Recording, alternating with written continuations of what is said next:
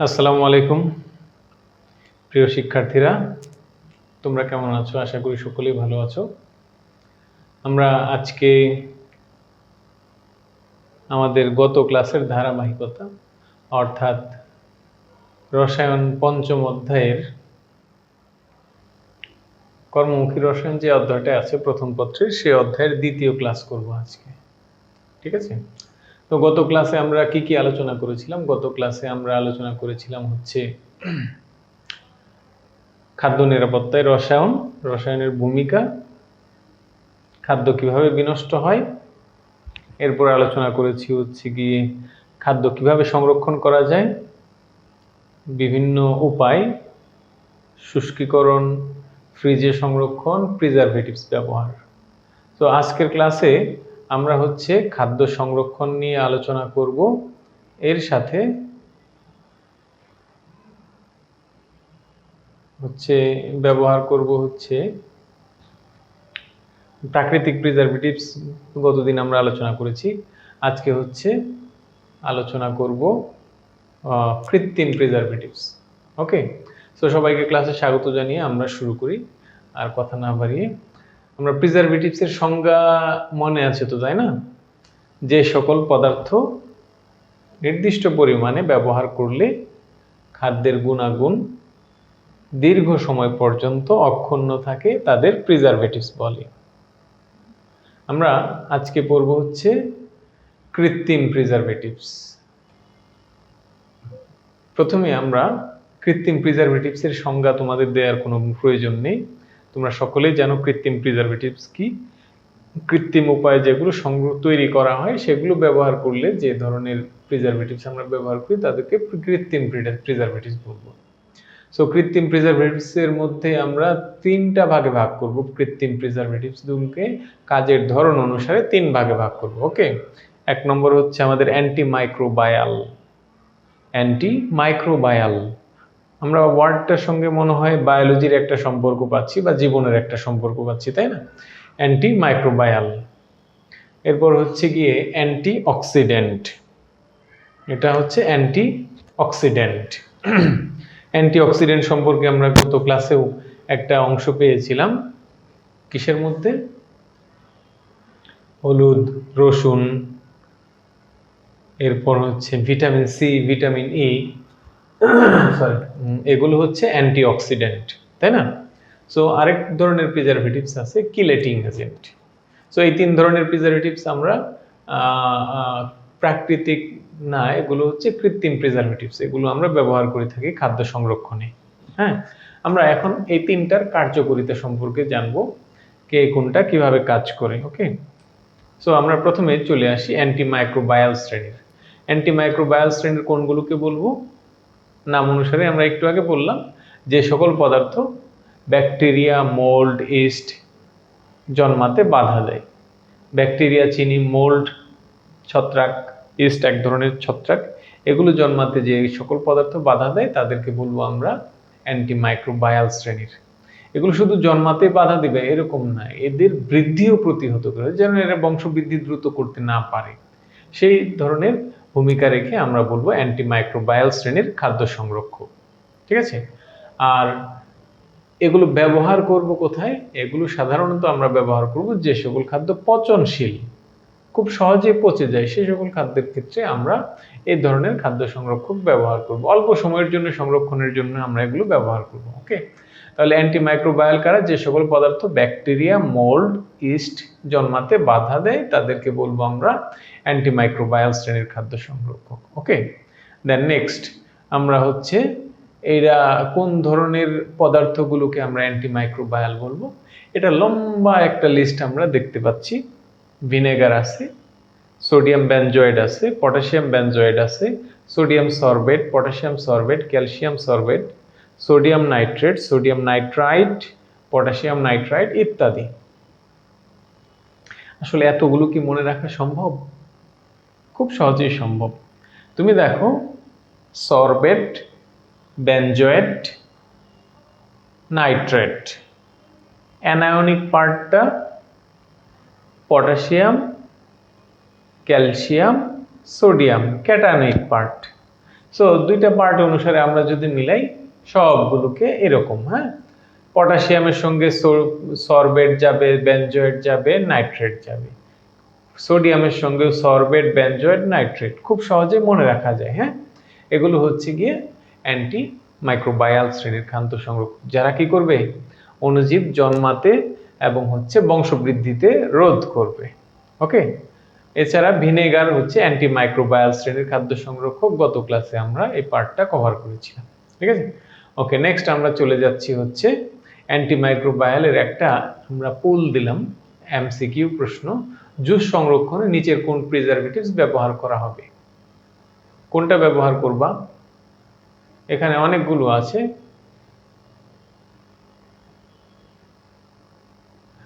তোমরা কখনো জুসের প্যাকেটের মধ্যে কি লেখা দেখছো? কি কি লেখা আছে? অনেক কিছু লেখা থাকে, ইনগ্রেডিয়েন্ট।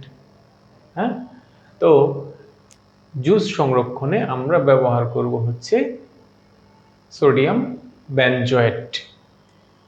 ঠিক আছে, সব জুসের প্যাকেটে তুমি দেখবা সোডিয়াম বেনজয়েট আছে। ওগুলো হচ্ছে কৃত্রিম, মানে আমাদের অ্যান্টি মাইক্রোবায়াল শ্রেণীর কৃত্রিমের মধ্যে, কিন্তু সবসময় যেটা ব্যবহার করা হয় এটা হচ্ছে সোডিয়াম বেনজয়েট, ভালো পরিমাণের একটা অ্যান্টি মাইক্রোবায়াল শ্রেণীর খাদ্য সংরক্ষক। ওকে, জুসের মধ্যে কোনটা ব্যবহার করব? Sodium benzoate. আর অন্যান্য প্রিজারভেটিভস যেগুলো আছে কোন কোন কাজে ব্যবহার করা হয় সেগুলো আমরা এক পলকে দেখে নিব। মনে রাখা এতটা জরুরি না। তুমি যদি এমসিকিউর জন্য পড়ো, এখন মনে রাখতে পারলে দুই একটা কিছু হচ্ছে ওকে, না মনে রাখতে পারলেও সমস্যা নেই, কারণ এগুলো হচ্ছে গিয়ে ওই মেডিকেলের ভর্তি পরীক্ষার জন্য কাজে লাগবে শুধুমাত্র। ওকে, তো ওগুলো আমি আমার স্লাইডে আজকে নিয়ে আসিনি। আমরা হচ্ছে গিয়ে নেক্সট চলে যাচ্ছি। অ্যান্টি মাইক্রোবায়াল আমাদের পড়া হয়ে গেল। এরপর আছে অ্যান্টি অক্সিডেন্ট। অ্যান্টি অক্সিডেন্ট কাদেরকে বলবো?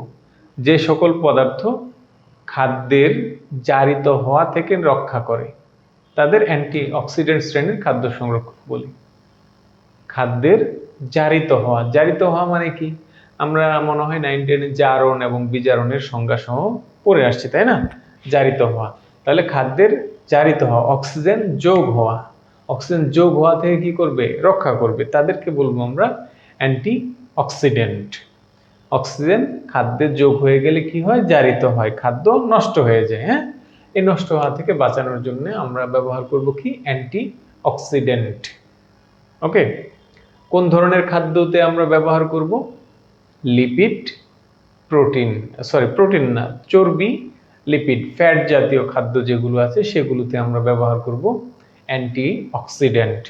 ফ্যাট রেখে দিলে কিছুক্ষণের মধ্যেই এটা নষ্ট হয়ে যায়, কিছুক্ষণ না, একটু সময় লাগে, কিন্তু নষ্ট হয়ে যায়। হ্যাঁ, কিভাবে খাদ্য নষ্ট হয় আমরা একটুখানি চিন্তা করলেই পেয়ে যাব যে ফ্যাট সাধারণত অসম্পৃক্ত হাইড্রোকার্বন। কি বললাম?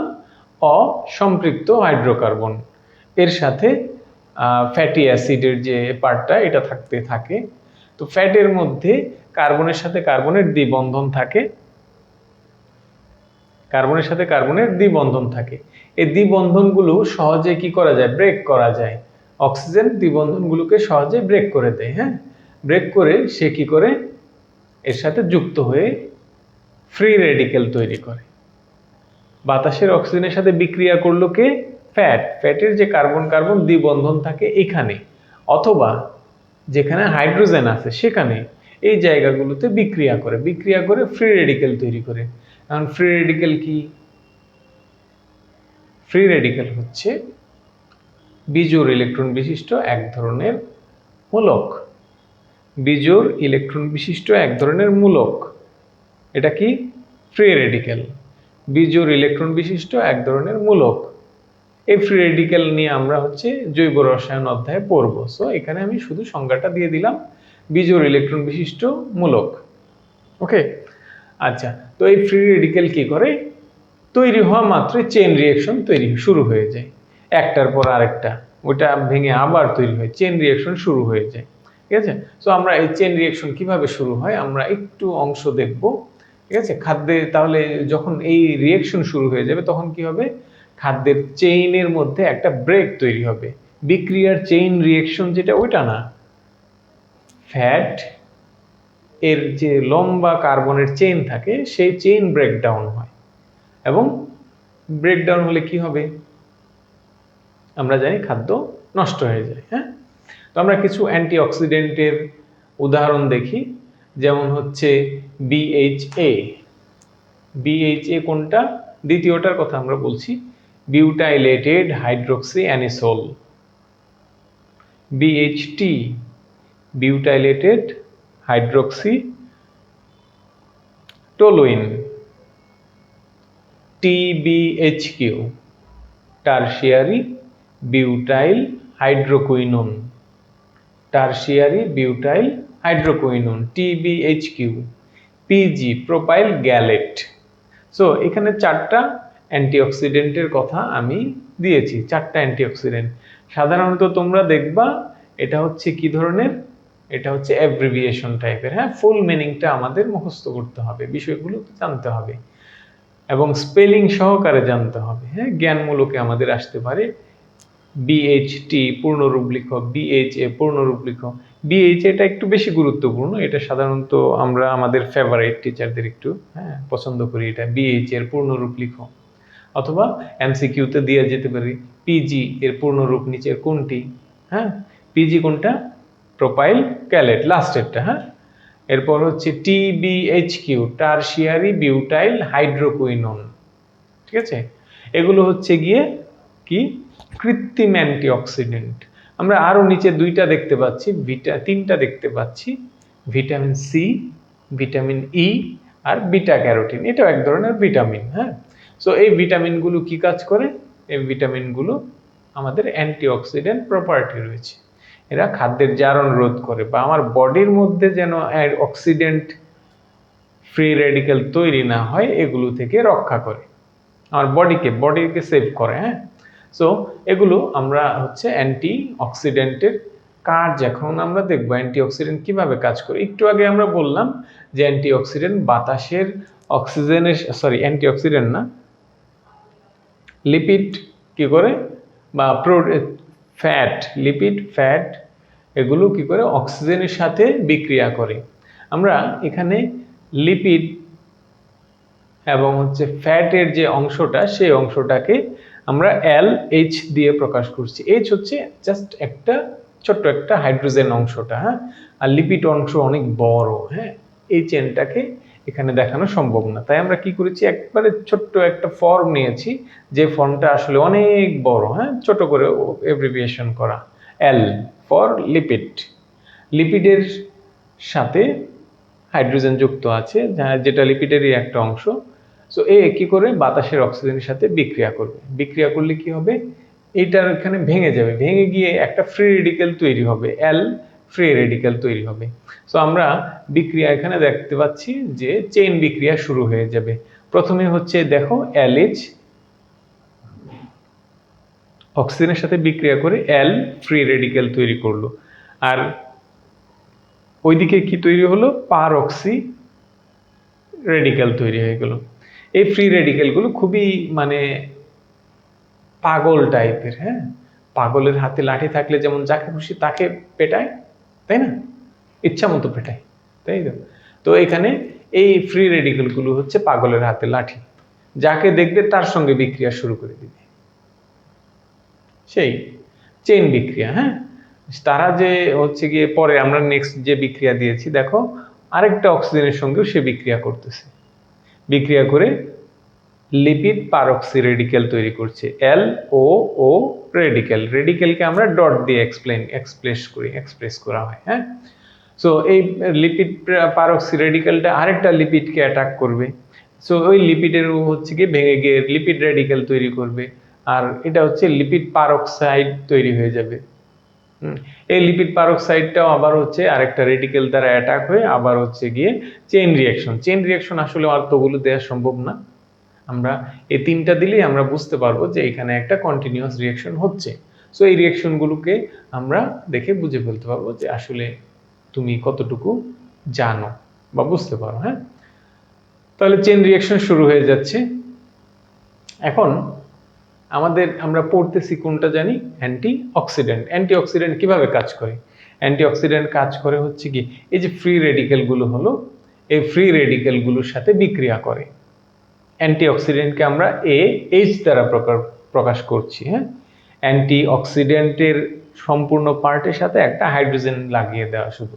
হ্যাঁ, ওই আগের মতো লিপিডের যেমন বড় অংশটাকে ছোট্ট করেছি, অ্যান্টিঅক্সিডেন্টও একটা বিশাল বড় মলিকুল, এই মলিকিউলটাকে আমরা ছোট করে লিখেছি AH দ্বারা। হ্যাঁ, AH ফর অ্যান্টিঅক্সিডেন্ট। ওকে, যেমন LH for lipid fat, AH for কি অ্যান্টিঅক্সিডেন্ট। সো এই অ্যান্টিঅক্সিডেন্ট কিভাবে কাজ করে? অ্যান্টিঅক্সিডেন্ট হচ্ছে গিয়ে লিপিড এর চেইন বিক্রিয়ায় যে ফ্রি রেডিকেলগুলো তৈরি হয়েছে তার সাথে বিক্রিয়া করে শোষণ করে, খেয়ে ফেলে। সহজ কথা, অ্যান্টিঅক্সিডেন্ট হচ্ছে খাদক। কি খায়? ফ্রি রেডিকেল খায়। ঠিক আছে, সো ফ্রি রেডিকেল খায়। কিভাবে খায়? সে বিক্রিয়া করে, সে নিজে ভেঙে যায়। ভেঙে যাওয়ার সময় সে কি করে? লিপিডকে দেখো, আমরা একটা প্রথম যে অংশটা দেখতে পাচ্ছি, লিপিড আবার পুনরায় তার রূপ ফিরে পেয়েছে। লিপিড রেডিকেল হয়ে গেছিল, সে কিন্তু অ্যান্টিঅক্সিডেন্টের সঙ্গে বিক্রিয়া করে আবার পুনরায় লিপিডের ফর্মে চলে গেছে। তাহলে এ রেডিকেল হয়ে গেল। এই রেডিকেলটা হচ্ছে কম সক্রিয় রেডিকেল, সহজে বিক্রিয়া করতে চায় না, সে নিজের মধ্যেই স্টেবল, সো সে বিক্রিয়া করতে চাইবে না। ওকে, আচ্ছা, তাহলে এখানে যদি এটা তৈরি হয়ে যায়, চেন বিক্রিয়া থেমে গেল। বিক্রিয়া যদি না করতে চায় তাহলে কি হলো? চেন বিক্রিয়াটা থেমে গেল। ওকে, দেন এরপরে আমরা আবার হচ্ছে গিয়ে অন্য আরেকটা বিক্রিয়া দেখতে পাচ্ছি পাশে। সেই বিক্রিয়াতে হচ্ছে পারঅক্সি রেডিকেল যেটা ছিল, এটাও কি হয়ে গেল? লিপিডের সঙ্গে OH যুক্ত হয়ে গেল এবং হচ্ছে অ্যান্টিঅক্সিডেন্টের যে বিগ মলিকিউলটা ছিল, বড় মলিকিউলটা ছিল, সেই মলিকিউলের সঙ্গে রেডিকেল পার্টটা যুক্ত হয়ে গেল। সো এটাও স্টেবল, বিক্রিয়া করতে চাইবে না। অথবা সে আরেকটা রেডিকেলের সঙ্গে মিলে রেডিকেল অ্যাড হয়ে যাবে, কোনো রেডিকেল থাকবে না, এরকম চেইন টার্মিনেশন স্টেপ যেটা, এটা তৈরি হবে। হ্যাঁ, সো আমরা দুইটা বিক্রিয়া দিয়ে দেখায় দেব যে এখানে আসলে কি হচ্ছে। এখানে অ্যান্টিঅক্সিডেন্ট আমাদের যে পার্টটা আছে, কোনটা? ফ্রি রেডিকেল পার্টটা, এটাকে অ্যাবজর্ব করে নিচ্ছে, ফ্রি রেডিকেল এলিমিনেট হয়ে যাচ্ছে। তাহলে কি হবে না? খাদ্যের ফার্দার যে জারণ, আরো জারিত হওয়া, সেই ঘটনাটা আর হবে না। ওকে, তাহলে আমরা কি এই অংশটা বুঝতে পারছি? তাহলে আমি আবার একটুখানি খুব সংক্ষেপে বলে দিচ্ছি, আমাদের উপরে সংজ্ঞাটা লিখে রাখছি এখনো। যে সকল পদার্থ খাদ্যের জারণ হওয়া থেকে রক্ষা করে, খাদ্যের জারিত হয়ে নষ্ট হওয়া থেকে রক্ষা করে, তাদেরকে আমরা বলবো অ্যান্টিঅক্সিডেন্ট। কিভাবে খাদ্য সংরক্ষণ করে? ফ্রি রেডিকেলকে অ্যাবজর্ব করে। ওকে, সো নেক্সট আমরা চলে যাচ্ছি হচ্ছে কিলেটিং এজেন্ট। কিলেটিং এজেন্ট কি, আমরা এটা আগে চিন্তা করি। আমাদের পড়েছিলাম মনে হয়, আগের ক্লাসে আমরা বলেছিলাম অবস্থান্তর ধাতু প্রভাবক হিসেবে কাজ করে। হ্যাঁ, সো ওই জায়গা থেকে আমরা এখানে ব্যবহার করব। কিলেটিং এজেন্টের ডেফিনেশন হচ্ছে যে সকল পদার্থ অবস্থান্তর ধাতুর সাথে বিক্রিয়া করে, বিক্রিয়া করে এবং সে কি করবে? 2 বা ততোধিক সন্নিবেশ বন্ধন তৈরি করবে, তাদেরকে বলবো আমরা কিলেটিং এজেন্ট। ওকে, যে সকল পদার্থ 2 বা ততোধিক সন্নিবেশ বন্ধন গঠন করবে। সন্নিবেশ বন্ধনও আমরা জানি তৃতীয় অধ্যায় অনুসারে, একটা পদার্থ দুটো ইলেকট্রন দেবে যোগান দিতে, আরেকটা শুধু শেয়ার করবে। হ্যাঁ, তাহলে সেই বন্ধনটাকে বলবো আমরা সন্নিবেশ বন্ধন। তো কিছু কিলেটিং এজেন্টের এখানে আমরা উদাহরণ দিয়েছি: phenyl hydrazine, malic acid, fumaric acid, EDTA। আমরা EDTA-টাকে হচ্ছে গিয়ে বহুল ব্যবহৃত হয়, কারণ এটা হচ্ছে খুব সহজেই পাওয়া যায়। হ্যাঁ, phenyl hydrazine, malic acid, fumaric acid এগুলোও পাওয়া যায়, কিন্তু হচ্ছে EDTA-টা খুব সহজেই তৈরি করা যায়, তো EDTA ব্যবহার করা যায়। ওকে, সো এখন এই কিলেটিং এজেন্ট কিভাবে কাজ করে সেটা আমরা দেখব। ওকে, কিলেটিং এজেন্ট হচ্ছে, আমরা একটু আগে বললাম, অবস্থান্তর ধাতুর কি রয়েছে? প্রভাবন ধর্ম রয়েছে, অর্থাৎ প্রভাবক হিসেবে কাজ করতে পারে। সো এই EDTA বা যে কোনো কিলেট কিভাবে কাজ করে সো আমি এই যে প্রভাবন যে ধর্মটা রয়েছে এটাকে যদি আমি ব্লক করতে পারি, আর প্রভাবক হিসেবে কাজ করবে না নিশ্চয়ই, তাই না? তাহলে খাদ্যের মধ্যে যে সকল প্রভাবক হিসেবে রয়েছে সেগুলোর সাথে কি করবে, সন্নিবেশ বন্ধন গঠন করে এটাকে লক করে দেবে। তো সেই ধাতুগুলো আর প্রভাবক হিসেবে কাজ করতে পারবে না। যেমন আমরা হচ্ছে গিয়ে কপার 2+, খাদ্যের মধ্যে কপার 2+ যদি থাকে, ভিটামিন সি, ই, থায়ামিন, ফলিক অ্যাসিড ইত্যাদি উপাদানকে দ্রুত জারিত করে। দেখছো কেমন? কপার 2+ খাদ্যের মধ্যে যদি থাকে, প্রভাবক কিন্তু বেশি প্রয়োজন হয় না, অল্প একটু হলেই কিন্তু কাজ শুরু করে দেয় এবং সে বিশাল পরিমাণে কাজ শেষ করতে পারে, তাই না? তো এই প্রভাবক কি করে, খাদ্যের মধ্যে আমাদের যে ভিটামিনগুলো আছে, বিভিন্ন মিনারেলস আছে, সেগুলোকে সে কি করে, সে জারিত করে। জারিত করে কি হয়, খাদ্য নষ্ট হয়ে যায়। ওকে, তাহলে কপার এই ধরনের কাজ করে। এরপরে খাদ্যের মধ্যে যদি আয়রন থাকে, আয়রন চর্বির মধ্যে যে ভিটামিন এ থাকে, ফ্যাটের মধ্যে ডিজলভ অবস্থায় থাকে, সেইটাকে সে কি করে, নষ্ট করে দেয়। তাহলে কি হচ্ছে এখানে দেখো, কপার, আয়রন এগুলো কিন্তু আমাদের কি বডির জন্য প্রয়োজন, তাই না? কিন্তু কিছু পরিমাণে এরা আবার কি করে, খাদ্যের অন্যান্য উপাদানকে নষ্ট করে দেয়। মেরিটস প্লাস ডিমেরিটস দুইটাই আছে। হ্যাঁ, তো আমরা এখানে এই খাদ্যের যেমন ভিটামিনগুলো আছে বা অন্যান্য উপাদান আছে, এগুলোকে আমরা নষ্ট করতে না চাইলে কি করব, কিলেটিং এজেন্ট ব্যবহার করব। কিলেট, কিলানো, বুঝো? হ্যাঁ, কিলানো। এই কিলেট হচ্ছে কিলায়, কাদেরকে কিলায়, ধাতুদেরকে কিলায়। কিলায় কিলে, মনে করো হচ্ছে কি গ্রামের একটা ছোট্ট উদাহরণ বলি। হ্যাঁ, গ্রামে যখন, গ্রামে না আসলে মায়েদের, তোমরাও নিজেরা মনে হয় এরকম সিচুয়েশনে পড়ছো, যখন না খেতে চাইতা ছোটবেলায়, বাচ্চারা যখন না খেতে চায়, মা কি করে জানো, ধুমধাম করে দুই একটা লাগাই দেয়, তাই না? খাবি না কেন, খা, জোর করে খা। এই ঘটনা। হ্যাঁ, তো আমরা এই কিলেটিং এজেন্টটা হচ্ছে এরকম কিলায় কিলায় খাওয়ায়। কাকে খাওয়ায়, অবস্থান্তর ধাতুদের। এরা সন্নিবেশ বন্ধন করার এবিলিটি আছে, ওই জায়গায় তারা হচ্ছে খাদ্যের ভিটামিনের সঙ্গে তারা বন্ধন গঠন করছে বা খাদ্যকে নষ্ট করে দিচ্ছে।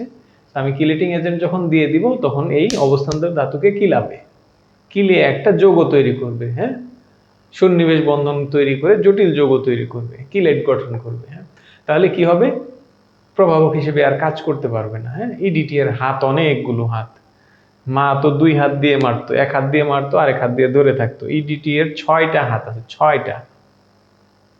এডিটিএ সর্বোচ্চ 6টা সন্নিবেশ বন্ধন গঠন করতে পারে, অনেক হাত। সো ধুমায় খিলায়, খাদ্য নষ্ট করবি তুই। হ্যাঁ, এই ধরনের। আচ্ছা, যাই হোক।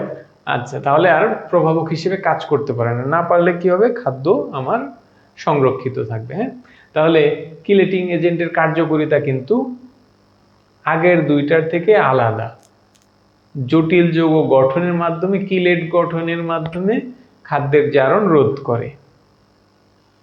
ওকে, তাহলে আমরা 3টা বিষয় যদি বুঝে থাকি, কি কি 3টে বিষয়, antimicrobial, antioxidant, chelating agent. Antimicrobial অণুজীব জন্মাতে দিবে না বা বংশবৃদ্ধি করতে দিবে না। অ্যান্টিঅক্সিডেন্ট খাদ্যের জারণ রোধ করবে। কোন ধরনের খাদ্য, লিপিড, ফ্যাট, তেল, চর্বি জাতীয় খাদ্যকে। হ্যাঁ, আর কিলেটিং এজেন্ট কোনটা, খাদ্যের জারণ, জারণ একটা পার্ট থাকতে পারে। হ্যাঁ, কিলেটিং এজেন্টের কাজের মধ্যে যে খাদ্যের জারণ হওয়া, জটিল যৌগ গঠন হওয়া, প্রভাবন ধর্ম ব্যবহার করা ইত্যাদি সব কিছুকে ব্লক করে, এটা হচ্ছে কিলেটিং এজেন্ট। ঠিক আছে, তো আমরা এই পুলটার উত্তর করি, নিচের কোন প্রিজারভেটিভস কিলেটিং এজেন্ট হিসেবে ব্যবহার করা হয়? তুড়ি মেরে বলে দাও তো। আমি তুড়ি দিলাম, শব্দ হয় না কেন? হ্যাঁ, না, শব্দ কম হচ্ছে। যাও, আমরা ইডিটিএ হচ্ছে আমাদের কি কিলেটিং এজেন্ট হিসেবে ব্যবহার করা হয়। হ্যাঁ, ওকে, আমরা আরেকটা পুল উত্তর করি, এমসিকিউ। নিচের কোন প্রিজারভেটিভস জারণ হওয়া থেকে রোধ করে, খাদ্যের জারণ হওয়া থেকে রোধ করে? হ্যাঁ, কোনটা বলবা?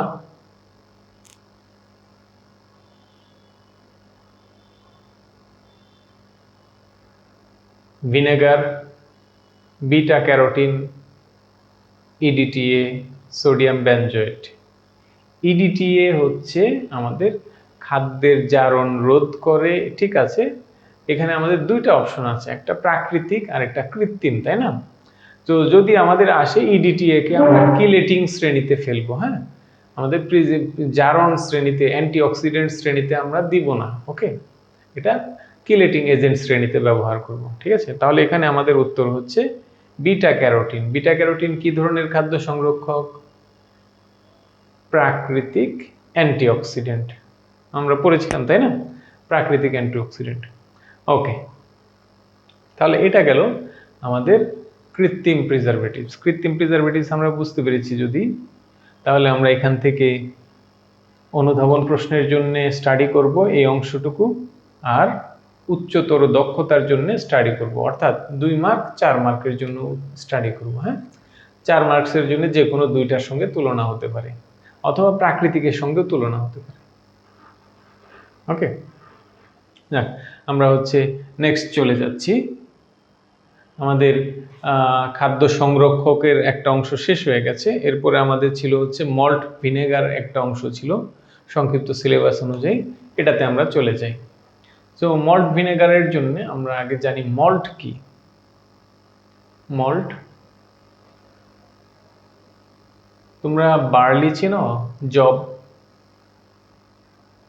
জব নাম শুনছো তাই না? জব হচ্ছে গম যেটা আছে না, গমেরই একটুখানি মডিফাই, হ্যাঁ, মডিফাই না মানে অন্য একটা জাত, গমের ধরনটাই এক ধরনের কিন্তু জাতটা আলাদা। হ্যাঁ, এটা হচ্ছে জব। এই জবকে আমরা যদি, জব মানে বার্লি, জবকে যদি আমরা ভিজায় রাখি, ভিজায় রাখলাম অনেক সময়, এক রাত যদি ভিজায় রাখি, তাহলে কি হবে, এই জবটা কি হবে, অঙ্কুরিত হবে। হ্যাঁ, ছোলা যেমন ভিজায় রাখলে অঙ্কুরিত হয়, জবও অঙ্কুরিত হবে। এই জব অঙ্কুরিত হওয়ার পর এটাকে আমরা যে গাছ হতে দেব না, আর অঙ্কুরিত হয়েছে, এই অঙ্কুরিত হওয়ার পর এটাকে ড্রাই করে ফেলবো, কুইক ড্রাই, হ্যাঁ, শুকায় ফেলবো, যেন আর ফার্দার জার্মিনেশনের যে নেক্সট স্টেপগুলো আছে সেগুলো না হয়। এই ড্রাই করার পর তখন হচ্ছে গিয়ে এটাকে আমি যদি স্ম্যাশ করি, তাহলে আমাদের কি হয়ে যাবে, মল্ট তৈরি হয়ে যাবে। তাহলে আমরা মল্ট ভিনেগার কোনটাকে বলবো? মল্ট ব্যবহার করে যে ভিনেগার তৈরি করা হবে সেটাকে বলবো আমরা মল্ট ভিনেগার। ওকে, মল্ট বুঝতে পেরেছি, বার্লির বীজ, অঙ্কুরিত বীজ, এটাকে আমি হচ্ছে গিয়ে স্ম্যাশ করব। হ্যাঁ, স্ম্যাশ করার পরে এটা আমার বীজ ভিনেগার তৈরিতে ব্যবহার করা যাবে, এটা হচ্ছে মল্ট। এবং এইভাবে প্রাপ্ত ভিনেগারকে বলবো আমরা মল্ট ভিনেগার, ঠিক আছে। সো মল্ট ভিনেগার কিভাবে প্রস্তুত করা হয়, আমরা খুব সহজেই ভিনেগার প্রস্তুত করতে পারি। প্রস্তুতিটা আমরা দেখি। একটা পাত্র নিব, পাত্রের মধ্যে আখের রস নিতে পারি, অথবা খেজুরের রস নিতে পারি। রস নিয়ে এতে অল্প পরিমাণে সালফিউরিক অ্যাসিড দিব। সালফিউরিক অ্যাসিড দিব পিএইচটাকে কমানোর জন্য, যেন অপ্রয়োজনীয় ব্যাকটেরিয়া যেগুলো জন্মাতে চায় সেগুলো যেন না জন্মে। ব্যাকটেরিয়া জন্মাবে কেন আখের রসে? একটু চিন্তা করো তো, আখের রসের মধ্যে কি আছে? কার্বোহাইড্রেট আছে। ব্যাকটেরিয়ার খাবার, আমাদেরও খাবার, ব্যাকটেরিয়ারও খাবার, কার্বোহাইড্রেট, তাই না? সো এই কার্বোহাইড্রেটের জন্য ব্যাকটেরিয়া যায়, এই জন্য আমরা অল্প পরিমাণে কি দিয়ে দিব, সালফিউরিক অ্যাসিড দিয়ে দেব। ওকে, সালফিউরিক অ্যাসিড দেওয়ার পর এর মধ্যে আমরা আরও কিছু দিব, এটা হচ্ছে অ্যামোনিয়াম সালফেট আর হচ্ছে অ্যামোনিয়াম ফসফেট। সালফেট, ফসফেট এগুলো তোমরা সার হিসেবে ব্যবহার করা হয় জানো নিশ্চয়ই, তাই না? আমরা এগুলো দিব কেন? এগুলো দিব হচ্ছে গিয়ে অণুজীব যেন জন্মাতে পারে, এর জন্য দিব। কোন অণুজীব জন্মাবে? যেগুলো আমরা চাই সেগুলো। ওকে, তাহলে আমরা কি চাই? আমরা চাই হচ্ছে গিয়ে ভিনেগার তৈরি করতে, তাই না? ভিনেগার তৈরি করতে ব্যাকটেরিয়া লাগে। সো আমরা যখন মল্ট দিয়ে দিই, মল্ট তৈরি করছি না, সেই মল্ট সাথে কিছু ইস্ট, এই দুইটা এই পাত্রের মধ্যে যোগ করব। হ্যাঁ, যোগ করলে কি হবে, এই মল্ট এবং ইস্ট এই দুইটা থেকে কিছু এনজাইম বের হবে, এনজাইম নিঃসৃত হবে। এনজাইমগুলো কি ধরনের? যেমন ইনভার্টেজ এনজাইম থাকে, জাইমেজ এনজাইম থাকে। হ্যাঁ, আমরা দেখতে পাচ্ছি এগুলো লেখা আছে, আমি বলছি। তো এই এনজাইমগুলো কি করে, আমাদের যে আখের রস আছে বা খেজুরের গুড় রস আছে, এগুলোকে জারণ, এগুলোকে কি করে, এগুলোকে গাজন প্রক্রিয়ায় পরিবর্তন করে। গাজন প্রক্রিয়া কি? ফার্মেন্টেশন ইংলিশে। গাজন মানে হচ্ছে বাংলা কথা যদি বলি পচানো। এদেরকে পচানো হয় কি দিয়ে? মল্ট দিয়ে, ইস্ট দিয়ে। তাহলে এই গাজন প্রক্রিয়া যদি শেষ হয় তাহলে তৈরি হবে ইথানল। মল্ট এবং ইস্ট যোগ করার পর পাত্রটাকে একটু উষ্ণ অবস্থায় রাখতে হবে, ঢেকে দিতে হবে, উষ্ণ অবস্থায় যেন থাকে। কেন? গত ক্লাসে বলেছিলাম, তাপমাত্রা অণুজীব জন্মাতে সাহায্য করে, তাই না? তাহলে আমাদের এখানে গাজন প্রক্রিয়া সম্পন্ন হবে। সো দুইটা বিক্রিয়া, চিনির মধ্যে আমরা ইনভার্টেজ এনজাইম কোত্থেকে আসবে? এই যে আমাদের মল্ট এবং ইস্টের ভেতর থেকে ইনভার্টেজ চিনিকে ইনভার্ট করবে, চিনিকে ভেঙে দিবে। হ্যাঁ, চিনি তৈরি হয়েছে কিভাবে? দুটো মনোস্যাকারাইডের মাধ্যমে, বোটানি থেকে জানার কথা। হ্যাঁ, কোষ রসায়ন অধ্যায় তোমার সংক্ষিপ্ত সিলেবাসে যদি বাদ না যায়। হ্যাঁ, আচ্ছা, তো দুটো গ্লুকোজ মনোস্যাকারাইড, এই দুটো একত্র হইলে কিন্তু ডাইস্যাকারাইড হয়, তাই না? সো এই ডাইস্যাকারাইডটাকে আমরা কি করলাম? ভেঙে দিলাম, ইনভার্ট করে দিলাম, ইনভার্টেজ এনজাইম দিয়ে। তৈরি হলো কি? গ্লুকোজ এবং ফ্রুক্টোজ। গ্লুকোজ ফ্রুক্টোজ কিসের মাধ্যমে হলো? ইনভার্টেজ এনজাইম, ইনভার্ট হয়ে গেল। ওকে, নেক্সট সেকেন্ড স্টেপে আর জাইমেজ এনজাইম কি করে? গ্লুকোজকে ইথানলে পরিণত করে। কোন এনজাইম? জাইমেজ। দুইটা এনজাইম ইনভার্টেজ, ইনভার্ট করবে কাকে? চিনিকে। করে কিসে পরিণত করবে? গ্লুকোজ ফ্রুক্টোজে। জাইমেজ গ্লুকোজকে ইথানলে পরিণত করবে। ঠিক আছে, তাহলে এইটা হচ্ছে গিয়ে আমাদের দুটো রিঅ্যাকশন হবে এই জায়গায়। যখন ইথানল তৈরি হয়ে গেছে, আমরা বুঝবো যে আমাদের ইথানল তৈরি হয়ে গেছে। হ্যাঁ, ইথানল কিন্তু একটা সুন্দর গ্রান আছে, হ্যাঁ, সুবাস রয়েছে।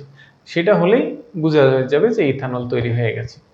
তখন এখানে আমরা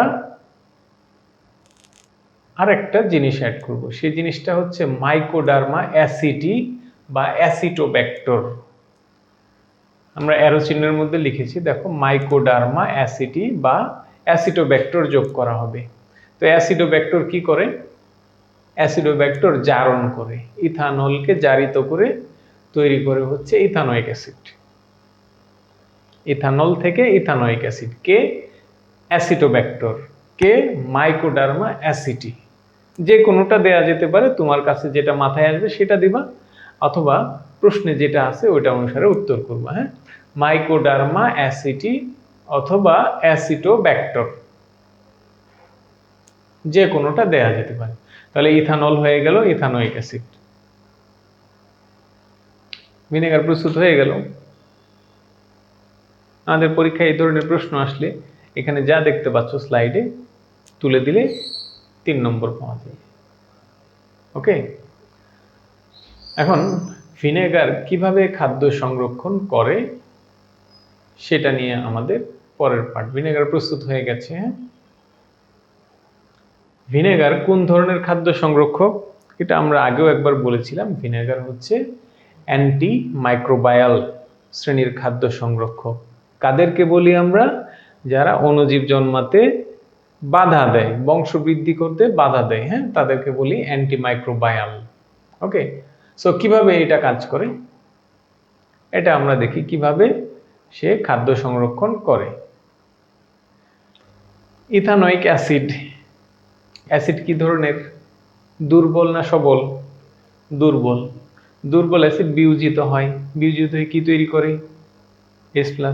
সবলও হয়, কিন্তু আমরা এটা দুর্বল নিয়ে কাজ করছি, তো এটার জন্যই বলছি। দুর্বল অ্যাসিড বিয়োজিত হয়ে H+ তৈরি করে। তাহলে দ্রবণে H+ বেড়ে যাবে, বেড়ে গেলে পিএইচ কি হবে? কমে যাবে। খাদ্যের মধ্যে আমি ভিনেগার দিলাম, খাদ্যের পিএইচ কমে যাবে। 3-এর নিচে চলে আসবে। কত কমবে? 3-এর নিচে চলে আসবে। হ্যাঁ, আচ্ছা, 3-এর নিচে চলে আসলে কি হবে? 3-এর নিচে চলে আসলে আমাদের খুবই উপকার হবে। আমাদের উপকার হবে, ব্যাকটেরিয়ার 12টা বাজবে। কিভাবে? পিএইচ যখন কমে যায় তখন ওই পরিবেশে ব্যাকটেরিয়া বাঁচতে পারে না। বুঝতে পারছি? পিএইচ কমায় দিছি, ব্যাকটেরিয়া বাঁচবে না। কেন বাঁচবে না? হ্যাঁ, এটা তো বিষ না, ব্যাকটেরিয়ার জন্য বিষ। কি ধরনের? পিএইচ যখন অনেক কম হয় তখন সেই নিম্ন পিএইচে ব্যাকটেরিয়ার প্রোটিনের আদ্র বিশ্লেষণ ঘটে। কি বললাম? ব্যাকটেরিয়ার প্রোটিনের আদ্র বিশ্লেষণ ঘটে। বিশ্লেষণ হলে প্রোটিন ভেঙে যায়। প্রোটিন ভেঙে গেলে কি হবে? ব্যাকটেরিয়া মারা যাবে। বুঝতে পারছি? ব্যাকটেরিয়ার যে পেপটাইড লিঙ্ক আছে, পেপটাইড লিঙ্ক NHCO, এই জায়গাতে গিয়ে H+ অ্যাড হয়ে এটাকে হাইড্রোলাইজ করে দেয়, আদ্র বিশ্লেষণ করে দেয়। তখন ব্যাকটেরিয়ার যে এই প্রোটিনগুলো ভেঙে যায়। ভেঙে গেলে তখন ব্যাকটেরিয়া মারা যায়। ওকে, আচ্ছা, তাহলে আমাদের হচ্ছে ব্যাকটেরিয়া মারা গেলে আমরা খাদ্য সংরক্ষণ করতে পারবো। তাহলে ভিনেগার দিয়ে কিভাবে খাদ্য সংরক্ষণ করবা? ভিনেগার দিয়ে খাদ্য সংরক্ষণ করলে কি হয়? ব্যাকটেরিয়া জন্মাতে পারে না, ব্যাকটেরিয়া মারা যায়। উত্তর করে দিলাম। ঠিক আছে, ওকে। ভিনেগার খাদ্য সংরক্ষণ কৌশল ব্যাখ্যা করো। তাহলে আমরা এই যে যা লিখলাম একটু আগে, এগুলো দিয়ে আমরা ব্যাখ্যা করে দেব। পারা যাবে? বুঝতে পারছি তোমরা? ওকে, দেন নেক্সট আমাদের সর্বশেষ টপিক এই অধ্যায়ের, খাদ্য সংরক্ষণে ভিনেগারের গুরুত্ব কি। সবগুলো একবারে লিখে দিয়েছি। আমাদের ভিনেগার খাদ্যের পিএইচ 3-এর নিচে নামায়, এতে কি হয়? অতি নিম্ন পিএইচ ব্যাকটেরিয়া বাঁচতে পারে না। তারপরে আমরা লিখছি হচ্ছে গিয়ে ভিনেগার ব্যবহারে খাদ্যের স্বাদ বৃদ্ধি পায়। হ্যাঁ, একটু টক থাকে, টক তো ভালো লাগে খাদ্য, তাই না? আচার টক থাকে। তারপর হচ্ছে ভিনেগার খুব সহজেই বাজারে কিনতে পাওয়া যায়। হ্যাঁ, দামে কম, তাহলে উৎপাদন খাদ্য সংরক্ষণে খরচ কম হয়। হ্যাঁ, এরপর হচ্ছে কি ভিনেগার পানিতে খুব সহজে মিশে যায়, তাহলে খাদ্য প্রস্তুতিতে এটা ব্যবহার করাও সহজ। পিএইচ নিচে যখন করা হয় তখন হচ্ছে এটাকে আমরা পিকলিং বলি। পিকলিং, পিকল মানে আচার, আচারের পিএইচ কম থাকে, ওই জায়গা থেকে পিকলিং, পিকলিং বলা হয়। হ্যাঁ, তারপর বিভিন্ন মৌসুমে বিভিন্ন ধরনের ফল সংরক্ষণ করতেও আমরা কিন্তু এই ভিনেগারকে ব্যবহার করতে পারি। ঠিক আছে, তাহলে ভিনেগারের ব্যবহারের গুরুত্ব আমরা জেনে গেলাম। এছাড়া আরো গুরুত্ব কিছু আছে, বিভিন্ন ধরনের খাদ্য মধ্যে কিভাবে সংরক্ষণ করা যায় সেগুলো বলা যেতে পারে। তারপর হচ্ছে গিয়ে খাদ্য সংরক্ষণের ফলে যে স্বাদ, গন্ধ, মানে ঘ্রাণ, এগুলো বেড়ে যায়, এগুলো নিয়ে আমরা বলতে পারি। হ্যাঁ, মূল জায়গাগুলো আমি বলে দিলাম। পিএইচ নামায় ব্যাকটেরিয়া বাঁচতে পারে না, খাদ্যের স্বাদ বৃদ্ধি করে, এরপর হচ্ছে গিয়ে সহজলভ্য, খরচ কমায়, তারপরে হচ্ছে পানিতে দ্রবণীয়, পিকলিং, মৌসুমী ফল সংরক্ষণ করা যায়। তো বুঝতে পারছি আমরা। তাহলে আজকের ক্লাসে যে বিষয়গুলো আলোচনা করলাম আমি অ্যাট এ গ্ল্যান্সে সবগুলো বলে দিচ্ছি। আমরা আজকে পড়লাম হচ্ছে কৃত্রিম প্রিজারভেটিভস। কৃত্রিম প্রিজারভেটিভস 3 শ্রেণীতে ভাগ করেছি: antimicrobial, antioxidant and chelating agent. 3টা।